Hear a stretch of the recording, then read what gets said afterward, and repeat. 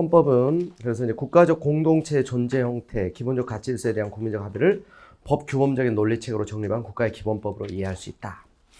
한마디로 얘기하면 이제 국가의 기본법, 이제 또 뭐 최고법, 그리고 이제 그 내용이 담고 있는 게 공동체의 존재 형태라든가 이런 게 이제 정부 형태라든가 기본적 가치 질서라는 게 이제 기본적인 제도, 원리, 거기에 대한 이제 국민적 합의.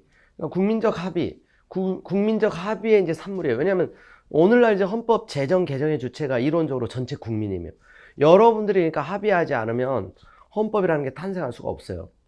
그래서 이제 헌법을 개정하는 것도 국민이 이제 개정권자라는 거예요. 여러분 이제 법률은 이제 국민 스스로 결정하지 않아요. 근데 헌법 개정만큼은 국민 투표로 확정하게 돼 있어요. 그래서 국민적 합의를 그래서 규범적인 논리책으로 이제 규범화한 거죠. 저문화한 거죠. 거기 이제 뭐 그 학자들에 따라서 이제 그 조그만 글씨로 국가의 조직 구성에 관한 법이다. 뭐 기본권 통치 기구를 내원하는 최고법이다. 또 국가 생활 공동체 내에서 개인의 지위를 기본권을 중심으로 규정하고 국가 생활 공동체를 실현 유지하기 위한 과제를 가지는 국내 최고 법 규범이다. 이렇게 다양하게 이제. 그리고 이제 우리가 이제 보통 헌법을 기본권 이렇게 이제 설명하기도 해요. 기본권 보장과 그 기본권 보장을 위한 제도적 장치로서 이제 권력 분립의 원리를 기본으로 하는 이제 그래서 우리 헌법에 공부하게 되는 이제 핵심적인 두 개의 덩어리가 이제 이 기본권하고 권력 분립의 원리를 기본으로 하는 이제 통치 기구, 국가 기관들이에요. 다르게 표현하면 국가 기관들. 여기 이제 뭐 국회, 대통령, 법원, 헌법재판소, 뭐 선거관리위원회 이런 이제 여러 기관들 이 구성에 관한 기본법. 그러니까 여러분 이제 이 국가 기관들이 존재하는 이유는 국민의 자유와 권리, 기본권 보장을 실현하기 위해서. 이게 그러니까 헌법의 목적이라고 할 수 있어요. 이쪽은 이제 어떤 방법론이에요. 방법. 어떤 이제 수단적인 거죠. 이 기본권 보장 실현을 목적을 제대로 달성하고 구현하기 위해서 어떤 권력 구조, 그러니까 정부 형태가 대통령제 정부 형태냐, 의원 내각제 정부 형태냐, 그게 국민의 자유와 권리를 보장하고 실현하는데 더 도움이 된다면 우리 이제 와서 이제 뭐 대통령제를 포기하고 의원 내각제로 가는 거 상상할 수도 없다. 이런 생각하는 사람, 얘기하는 사람 아무도 없어요. 그러니까 대통령제 정부 형태가 분명히 이제 미국처럼 안정적으로 잘 운영되는 나라도 있지만, 그러니까 대개 이제 2차 대전 이후에 신생 독립국가도 우리나라도 이제 그런 경험을 많이 했죠. 이승만, 박정희, 전두환. 그러니까 이 권력이 집중되다 보니까, 그래서 이제 독재자 출현. 그럼 필리핀이라든가 이집트라든가 다른 나라들도 다 마찬가지예요. 그래서 이제 대통령제 이제 단점도 많다. 그러니까 안정적으로 정치를 선진 국가들 보면 이제 정치를 구현하는 의원 내각제 형태를 채택한 나라들이 훨씬 많아요. 그래서 이제 독일 같은 경우 보세요. 메르켈이 지금 장기적으로 수상을 하고 있는데 독재자라고 얘기하는 사람 아무도 없어요. 굉장히 이제 합리적이죠. 압도적인 어떤 지지를 받는 정당이 아니에요. 지금 연립내각을 구성했잖아요. 근데 이제 그 소통, 그래서 이제 서로 성격이 다르지만 연합해가지고, 그래서 이제 가장 최장수 그 수상 기록을 세우고 있지만 굉장히 이제 그 포용과 화합의 소통의 리더십을, 또 여성 특유의 이제 또 섬세한 부분들도 있지만 장기 집권한다고 욕하는 사람 아무도 없죠. 그러니까 의원 내각제 정부 형태도 얼마든지 그래서 이제 민주주의를 성공시키는 정부 형태가 될 수 있다. 여러분 우리 헌법 130개 조문 중에서 가장 핵심이 되는 조문을 하나 꼽아봐라. 요즘에 와서는 이제 대부분의 학자들이, 그래서 헌법재판소에도 이게 이제 헌법재판소 들어가면 그게 이제 그 돌에 크게 표기되어 있어요. 10조예요, 10조. 여러분 10조를 한번 볼까요? 130개 조문 중에서 가장 핵심이 되는 제2장 국민의 권리 의무 해가지고 제10조 모든 국민은 인간으로서 저런 가치를 가지면 행복을 추구할 권리를 가진다. 이렇게 되어 있죠. 자, 모든 국민은 인간으로서 저런 가치를 가지면 행복을 추구할 권리를 가진다. 이거예요. 여러분들이 행복하고 여러분들이 인간의 저런 가치를 보장받고 행복이 실현되는 그런 국가가 된다면 그게 가장 이제 이상적인 국가예요. 그걸 위해서 거기 이제 다음 문장을 보세요. 국가와 국민의 관계입니다. 국가는 개인이 가지는 이런 불가침의 기본적인 인권, 불가침의 기본적 인권이라는 표현을 쓰고 있죠. 이게 바로 천부인권 사상, 불가침의 인권이다. 불가침의 기본적인 인권을 확인하고 보장할 의무를 진다 그랬어요. 그러니까 국가의 불가침의 그 인권이라고, 기본권을 불가침의 인권, 국가가 존재하는 이유, 불가침의 인권을 확인하고 보장할 의무를 진다. 국가가 존재하는 이유. 국가로 이제 통칭되는 어떤 추상적인 어떤 이제 개념이지만, 국가가 공권력을 행사하는 것은 이들 기관을 통해서요, 결국. 그래서 대통령의 임기를 제한하고 한 번밖에 못하도록 하고, 국회의원의 임기도 4년으로 제한하고, 선거를 통해서 다시 평가하고, 다시 국민들이 물갈이할 수 있고, 이런 것들이 다 국가기관이 권력에 집중이 되면, 권력이 또 이제 고인물이 되게 되면 제대로 국민의 자유와 권리를 보장하고 실현할 수 없기 때문에. 그러니까 여러분 이제 인권에 대한 뭐 피로감을 호소하는 사람들도 있어요. 그렇지만 가장 중요한 게 여러분들의 자유와 권리를 제대로 보장받는 거다. 그래서 국가가 여러분들을 행복하게 해주지 않는다면 나라를 바꿀 권리도 있어요. 거주 이전의 자유 안에 국적 이탈 변경의 자유, 국외 이주의 자유, 해외 이민의 자유가 다 포함되어 있어요. 그래서 실제로 헬조선 하면서 떠난 사람들 있잖아. 그 사람들한테 돌 던지고 우리가 뭐라고 얘기할 수 없어요.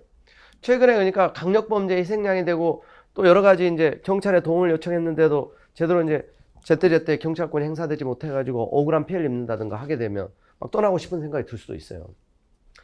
떠나서 행복하다면 떠나야죠. 그럴 자유도 있다. 그래서 국적을 이탈하고 변경하고, 물론 이제 대한민국이 좋다고 해서 이제 국적법에서 우리 국적을 귀화 허가를 받아서 또 결혼을 해서 또 특별 귀화를 통해서 우리 국적을 또 역으로 취득하는 사람들도 있죠. 그래서 이제 이민 가서 외국인이 된 사람들도 엄청나게 많아요. 물론 다시 이제 회복을 하는 이런 사람들도 있지만, 그러니까 여러분들이 중요한 거죠. 내가 중요한 거예요. 그러니까 내가. 예전에는 근데 거꾸로 개인이 국가를 위해서 존재하는, 그게 전체주의 세계관이에요. 국가의 충성, 그리고 권력의 복종, 이런 어떤 이제 권위주의 체제하에서는 그런 식으로 이제 우민화 시켰었죠. 근데 헌법은 이걸 분명히 선포하고 있습니다. 국가가 존재하는 이유는 불가침의 인권을 확인하고 보장할 의무를 지는 데 있다. 그래서 이제 철저히 권력 분리의 원리들이 작동되는 거예요. 철저히. 그리고 대통령이 취임하는 첫날 국민 앞에서 선서를 시키잖아요. 선서. 첫 번째 의무가 나는 헌법을 준수하며, 그 헌법이 뭐예요? 바로 이 헌법이죠. 이 헌법의 정신, 헌법에서 강조하는 것들 지키고, 그걸 지키지 못했을 때 어때요? 탄핵도 될 수 있다는 거 헌법이 다 예정하고 있어요. 헌법이. 그래서 최고 권력이라도 헌법이 정한 절차 방법에 따라서 헌법 스스로 견제 장치를 두고 있어요. 그걸 우리가 이제 경험을 하고 그 한가운데 여러분들도 다 경험한 거죠. 여러분들.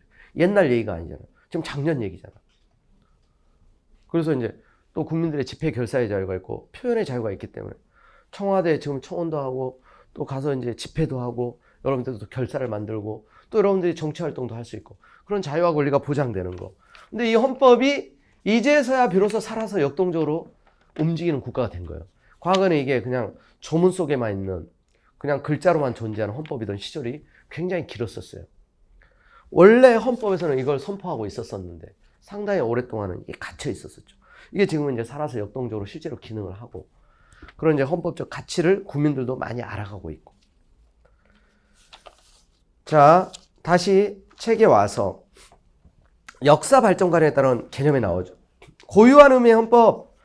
자, 이런 부분들이 이제 아주 중요하지는 않지만 의미는 이제 체크하고 넘어갈 필요가 있어요. 거기 역사성이 배제된 헌법 개념이다. 그래서 국가의 통치체제, 즉 국가의 구성과 조직에 관한 기본사항을 정한 국가의 헌법. 고유한 의미의 헌법은 동서양을 막론하고 국가가 존재하는 것이며 어떠한 형태로는 반드시 존재한다. 그래서 이건 고려시대도 있었고 삼국시대도 있었고 조선시대도 있었죠. 그 내용은 뭐 따지잖아요. 성문법이건 불문법이건 또 이제 권력분립의 원리를 내용을 하는 헌법이건 상관없어요. 북한에도 있고 일본에도 있고 러시아도 있고 이게 고유한 의미의 헌법이에요. 그 다음에 이제 그 내용이 좀 더 이제 중심으로 돼서 이제 구별이 되는 게 근대 입헌주헌법과 이제 현대 사회국가 헌법이에요. 자, 근대 입헌주헌법이란 거기 이제 개념 보면 이제 자연법적 국가기하기론을 기초로 단순한 국가 구성 조직에 관한 기본법에 머무르는 것이 아니라 기본권 보장과 권력 분립에 의해서 국가 권력의 남용을 억제하는 것을 내용으로 하는 헌법이다 그랬어요. 거기 이제 1789년 프랑스 인권선언 16조. 이것도 너무나 유명한 프랑스 혁명의 이제 결과물이라고 할 수 있죠. 모든 권리 보장이 확보되지 아니하고 권력 분립이 정해져 있지 않은 사회는 헌법을 가진 것이라 할 수 없다. 그게 이제 근대 입헌주의 헌법을 잘 표현하고 있어요. 근대 입헌주의 헌법. 이게 이제 인권 보장, 즉 이제 기본권 보장죠. 그리고 이제 권력 분립. 이걸 내용으로 하지 않는 헌법은 그건 헌법을 가진 것이라고 볼 수 없다. 고유한 의미 헌법은 그 내용은 사실 묻지 않았었어요. 어떤 국가이든지 성문법이건 불문법이건 국가의 구성, 어떤 이제 조직, 이런 이제 기본 틀을 정하는, 조선시대는 이제 경국대전, 뭐 고려시대도 삼국시대도 어떤 형태가 이제 존재했잖아요. 그건 지금도 마찬가지예요. 북한에도 이제 나름대로 헌법이 있어요. 그 내용이 헌법 현실과 규범이 일치하건 일치하지 않건, 또 이제 전제주의를 내용으로 하고 있건 민주주의를 내용으로 할 건 상관없어요. 근데 근대 입헌주의 헌법은 이 내용이 갖춰졌을 때 근대 입헌주의 헌법이라고 할 수 있다. 그래서 근대 입헌주의 헌법부터 비로소 이제 오늘날 그래서 이제 민주주의 법치주의 이념이 이제 반영되는 헌법이라고 볼 수 있어요. 이게 효시가 되는 게 1776년 미국의 버지니아주 헌법이에요. 버지니아.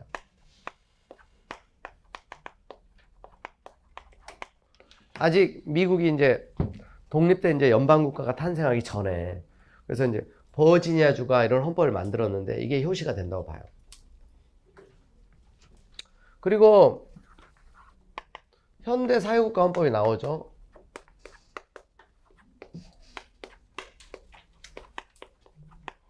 사회국가를 이제 뭐 복지국가로 이해하면 돼요. 복지국가, 현대 복지국가, 사회국가 헌법. 이건 이제 1919년 독일의 바이마르 헌법이에요. 바이마르.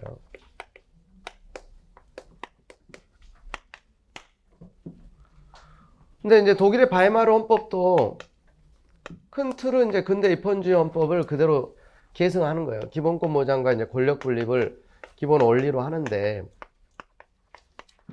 다만 이제 근대 입헌주의 헌법 하에서 이 기본적인 어떤 토대가 이제 마련됐다면, 그러니까 가장 이제 고전적인 국민의 자유와 평등, 또 재산권의 어떤 불가침, 또 이제 법치주의 개념. 물론 이 당시 이제 법치주의 개념은 이제 좀 형식적 법치주의 개념에 가까워요. 형식적 법치주의. 그건 이제 뭐 악법도 법일 수 있는. 그 이전에 이제 절대 군주가 이제 절대 권력을 행사하던, 군주에게 모든 권력이 집중됐던 그런 이제 인치주의라고 할 수 있죠. 인치. 심이 곧 국가다. 그 프랑스 루이 16세 되게 이제 유명한 인치주의. 그게 이제 법치주의 원리가 이제 확립된 건 근대 입헌주의 헌법. 기본권 보장 권력 분립. 그래서 이제 입법권, 행정권, 사법권이 이제 분리되는 거예요. 입법, 행정, 사법. 그래서 서로 이제 견제와 균형의 원리를 통해서, 그래서 이제 그래야 국민의 자유와 권리가 제대로 보장되고 실현될 수 있는 요런 이제 기초적인 토대를 근대 입헌주의 헌법에서 이제 뼈대를 갖추게 됐던 거고, 요게 이제 현대 사회국가 헌법으로 새롭게 이제 좀 보완된 형태로 재탄생한 거다. 근대 입헌주의 헌법을 수정 보완한 형태라고 이해를 하시면 돼요. 그래서 근대 입헌주의 헌법이 그래서 버지니아 헌법을 필두로 해서 또 프랑스, 그래서 이제 인권선언에도 영향을 끼치고 미 연방헌법이 이제 탄생하고, 꽤 많은 이제 서구 사회에 영향을 끼치죠. 그래서 이제 기본권 보장과 권력 분립의 토대. 그리고 이제 이 재산권의 불가침은 또 뭐하고 연결되어 있냐면 개인의 경제 활동의 자유예요. 이 자유시장 경제 질서, 자유시장 경제. 이게 이제 고도로 발달하다 보니까 어떤 이제 폐단이 나타나냐면 빈익빈 부익부 현상, 이제 계층 간의 갈등 대립. 그래서 이제 자본주의 사회의 어떤 폐단과 그 병폐가 나타나죠. 그런 배경하에서 이제 1919년 바이마르 헌법이 이제 등장을 하게 된 거예요. 사회적 약자, 그 노동자, 소외계층도 품어서 배려해서 더불어 이제 살아가는 사회가 돼야 되지 않겠느냐. 여러분 역사적으로 이제 세계사적으로 이제 여기 이제 헌법에서 중요한 얘기는 아니지만 1917년에 여러분 이제 유명한 사건이 있었는데 그게 러시아 혁명이에요. 러시아. 자, 그래서 러시아의 그 짜르 황제 체제가 그래서 이제 이 공산주의 이데올로기를 필두로 하는 이제 프롤레타리아 이 혁명을 통해서 기존 체제가 완전히 뒤집어지는 거죠.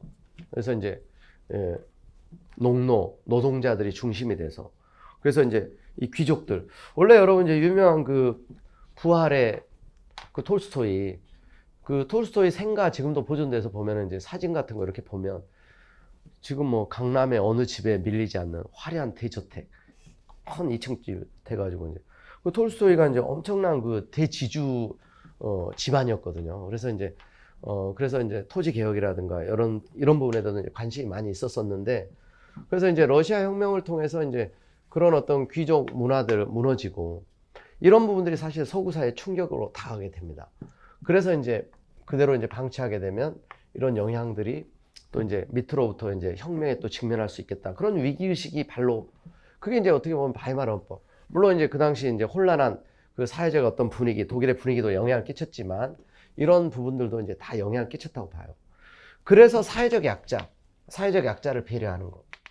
이게 이제 자유와 평등이 중요하지만 평등의 개념은 이제 근대 입헌주의헌법에서 평등은 좀 형식적 평등의 개념에 가까웠어요. 형식적 평등. 국가가 차별하지 않으면 된다. 근데 이제 오늘날 평등의 개념은 이제 상대적 평등, 실질적 평등으로 이렇게 바뀌게 되는 거죠. 실질적, 상대적. 우리 이제 헌법 이제 평등권 부분에서 보겠지만, 그러니까 합리적 이유 있는 차별은 해라는 거예요. 강자들은 좀 규제를 하고, 약자들은 보조하고, 원조하고. 그냥 시장 경제에 다 맡겼어요, 이전에는. 그런데 이제 국가가 개입을 해야 된다는 거죠. 재산권에 대한 것도 불가침이 아니라 재산권의 규제, 조정을 허용하는 거예요. 불가침이 아니에요.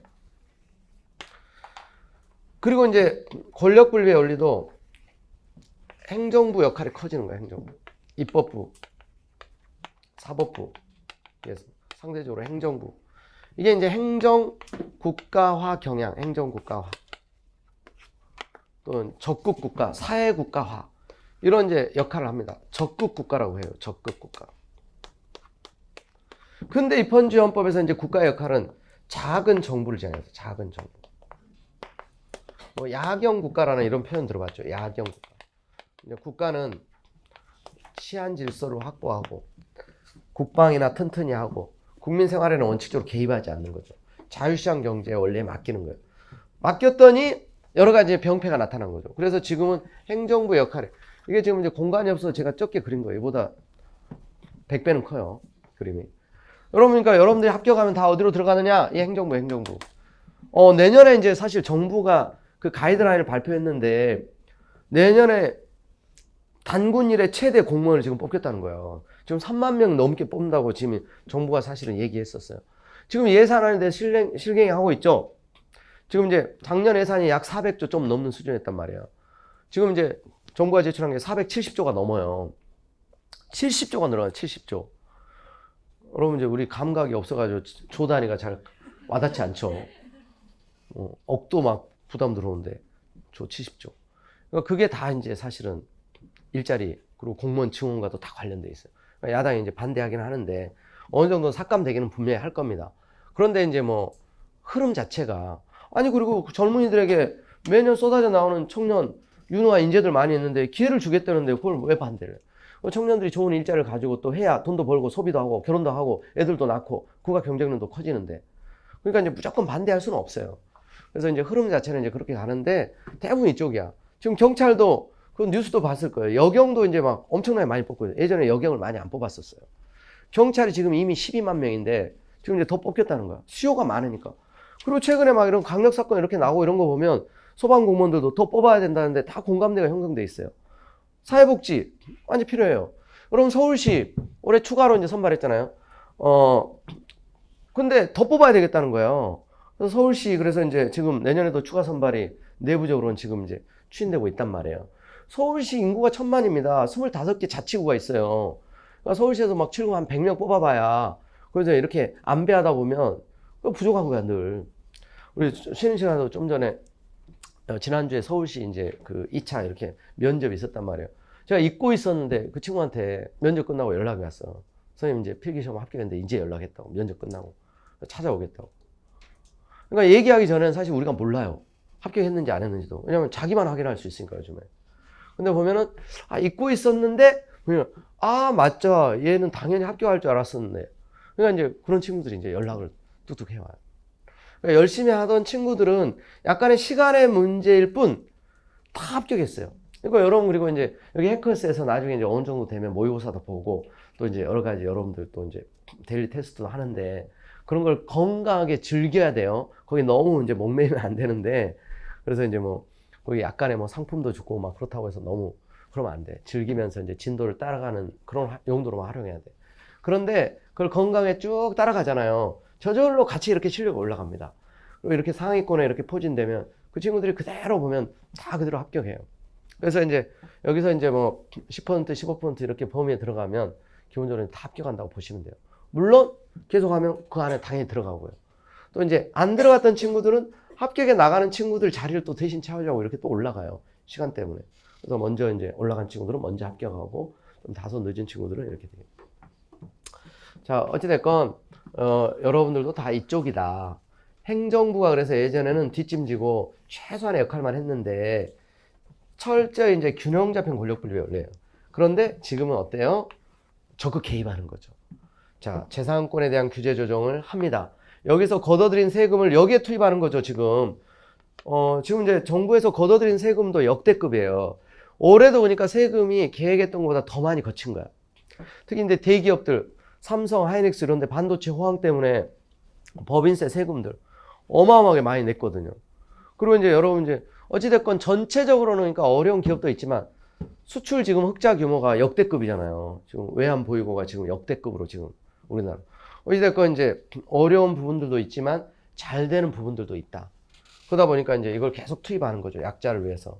그래서 이제 맞벌이하는 부부들 또 이제 영유아 지원하고 또 이제 노인들, 소년, 소녀, 가장들 지원하고 그렇게 함으로써 실질적 평등을 실현하는 거죠. 이걸 누가 하냐면 정부가 한다 이거예요. 정부가. 그것도 이제 최근에 이제 헌재에서 문제가 됐는데 여러분 대형마트 이제 둘째 주, 넷째 주 여러분 이제 강제 휴무제 실시하는 거 있죠. 그것도 예전에는 강제로 실시하지 않았었어요. 그 재래시장이라든가 동네 마켓을 최소한 이제 더불어 이제 어떻게 보면 이제 공존해야 되다 보니까 그것도 정부가 이제 규제 개입하는 거예요. 그게. 근데 그거 이제 헌재에서 다퉜는데 합헌 결정했어요. 이게 공익을 위해서 또 중소기업들 또 이제 재래시장들 그래서 이제 소시민들 또 이제 자영업자들 배려하기 위해서 그리고 과도하지 않다는 거야. 아니 너네들 영업하지 마 이게 아니잖아. 둘째 주, 넷째 주 그렇게 이틀 쉬게 함으로써 거기에 일하는 사람들도 연중 무휴로 해봐요. 거기에 일하는 사람들 쉴 시간도 없잖아. 둘째 주, 넷째 주 강제로 휴무제를 실시하니까 거기에 일하는 사람들도 저절로 쉴 수 있게 되는 거야. 그리고 소비자들도 마찬가지. 소비자의 선택의 폭이 이제 줄어드는 효과도 있지만 그건 이제 계획적으로 소비 생활을 하면 돼요. 대형마트 이제 그러면 대형마트도 매주 쇼핑하는 사람이 어디 있어요? 그거 알아가지고 이제 자기 좋아하는 데 있으면 둘째 주, 넷째 주 맞춰서 가면 되지. 그러니까 과도한 제한이 아니다. 그래서 그런 부분들을 이제 적극적으로 이제 개입하고 규제하는 거죠. 그게 이제 오늘날 우리 국가의 모습이기도 해요. 이게 이제 바이마르 헌법에서부터 이런 국가의 모습이 등장했는데, 그리고 여러분 이제 대표적인 과거에 없었던 기본권, 노동 3권 같은 거 있죠. 근로 3권. 우리 헌법에 이제 근로 3권이라고 표현되어 있고, 노동 3권이라고도 하는데, 단결권, 단체 계속권, 단체 계속권, 이런 거. 과거에는 이제 개입하지 않았어요. 월급을 얼마를 주건, 그래서 이제 뭐 채용을 하건 말건, 하루에 뭐 10시간, 18시간 노동시키건, 시장 경제에 다 맡겼어요. 그러다 보니까 이제 철저히 이제 착취하고, 또 약자들, 아프면 또 일자리 잃을까봐 아파도 막 계속 일해야 되고. 그래서 이제 이걸 헌법적 차원에서 이런 권리를 보장하는 거죠. 또 근로기준법을 만들어서 좀 더 구체화하고. 여러분 최저임금 이것도 뭐 거기에 대해서 장단점 말이 많잖아요. 근데 어때요? 알바생들의 입장에서는 이제 혜택이 돌아가죠. 그러다 보니까 뭐 물가 상승의 요인도 있지만 어찌됐건 장단점이 있어요. 어떤 정책이든지. 그걸 다 정부가 추진하는 정부가. 최저임금 7,000원대로 시급으로 올리고. 이런 부분들이 다 규제 조정하고 개입하는 거예요. 자유시장 경제 원리가 작동하는 근대 입헌주의 헌법의 경제 질서라면 내버려 둬야 되죠. 시국을 1,000원을 주고 10,000원을 주고 절대 그럼 7,000원대로 올라가지 못하겠지. 절대로. 그러니까 이렇게 규제 조정을 하다 보면 때로는 부작용이 발생하기도 해요. 그래서 반발하는 사람들도 있고 좋아하는 사람들도 있고 노동 3권도 마찬가지예요. 근로자들에게 헌법적 차원에서 권리를 보장하는 것에 대해서 싫어하는 사람들도 있어요. 사업하는 사람들은 당연히 싫어하겠죠. 노동자들 최소한의 이제 생존권을 보장하는 노동자들을 위해서 무상의 의무교육도 여러분 생각해 보세요. 의무교육. 국가 무상으로 지금 중학교까지 의무교육이잖아요. 수업료, 입학금 다 면제죠. 근데 지금 서울시 같은 경우는 이제 고등학교 무상의 의무교육 과정도 아닌데 고등학교 급식비도 다 무상으로 하겠다는 거예요. 그러니까 헌법에서 최소한을 규정하고 있는 거고 각 지자체가 여력이 돼서 그 지자체 주민들에게 더 혜택을 돌리겠다는 걸 그걸 이제 위헌적이라고 볼 수는 없어요. 그러니까 그런 것들이 다 행정부 이렇게 크게 행정부라고 할 때는 이제 중앙정부뿐만 아니라 지자체까지 포함되는 그러니까 지방정부는 이제 역시 집행부인 지자체장을 중심으로 또 이제 그런 정책들을 추진하고 이게 현대사회국가 헌법의 이제 모델이다. 우리 헌법도 마찬가지.